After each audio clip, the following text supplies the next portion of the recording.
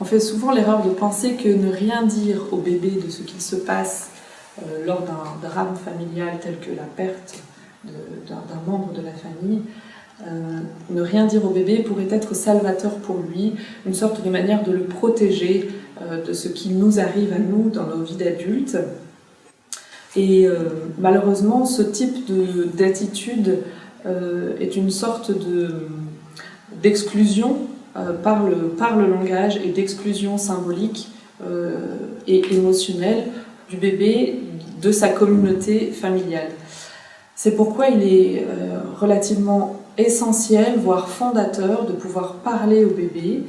Françoise Dolto était quelqu'un qui disait qu'il fallait pouvoir tout dire de manière la plus authentique. Elle parlait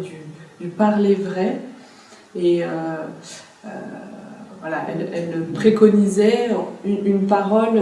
le plus tôt possible, quand cela était possible, afin que l'enfant puisse être lui aussi porté par un sentiment d'être au-dedans de ce qu'il se vit familialement à ce moment-là.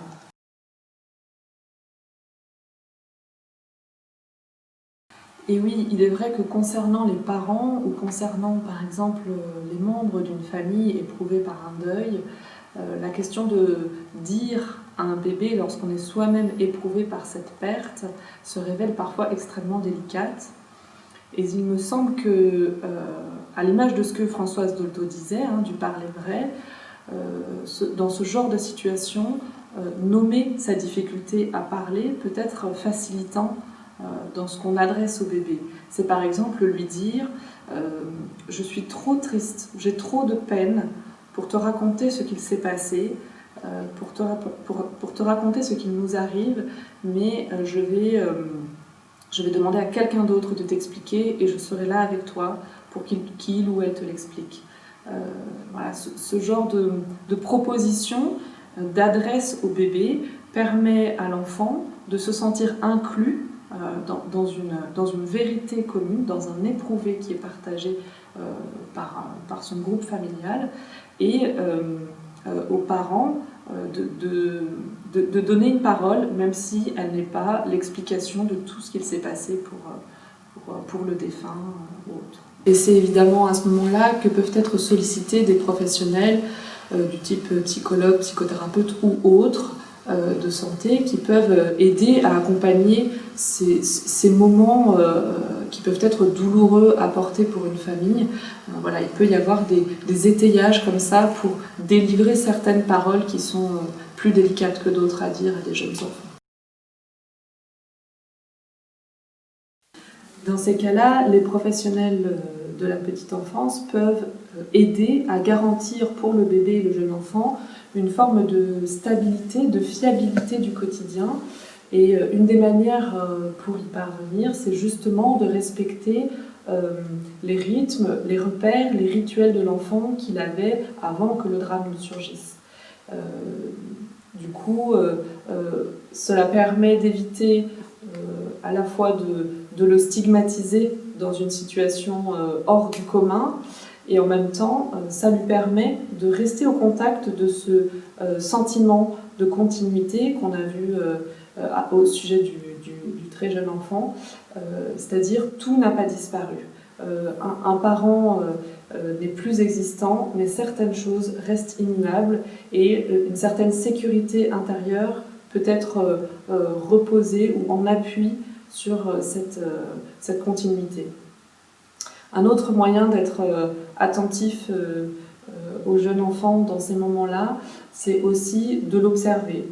d'être attentif à ses temps de jeu, de pouvoir accueillir la parole qu'il va délivrer, et aussi de pouvoir accueillir l'imagination dans le jeu qu'il va mettre en place, parce que c'est vraiment, quand le jeune enfant est en âge de jouer, c'est vraiment par le biais de son imagination qu'il va pouvoir extérioriser la vie psychique qui est naissante pour lui et les impacts émotionnels que la perte d'un parent ou d'un proche a eu sur sa vie psychique. On peut aussi être attentif au moment de transition, à tous les moments de la journée qui vont être des moments de passage, de séparation, l'accueil du matin par exemple à la crèche, ou au contraire la séparation du soir. Les endormissements, bien sûr, sont des temps de séparation importants, et c'est souvent des moments qui vont être, qui peuvent en tout cas éveiller des bouleversements chez l'enfant, parce qu'ils viennent aussi mettre en réalité quelque chose de la séparation qu'ils ont vécue avec leurs proches. Et du coup, une manière de pouvoir essayer d'être attentif, c'est de lui procurer un objet sécurisant, par exemple un vêtement, quelque chose qui a appartenu aux parents ou aux proches décédés, un jouet, voilà, ce genre d'objets qui vont faire trace et continuité entre les différents espaces de l'enfant, peuvent participer de cette continuité, de ce sentiment de continuité pour le bébé. Eh bien, on se doute que c'est assez difficile de s'en assurer, puisque nul ne peut présager de ce qu'il adviendrait d'un bébé qui aurait vécu un deuil dans sa prime enfance. Mais par contre, puisqu'on sait qu'un bébé tout seul, ça n'existe pas, l'un des moyens de pouvoir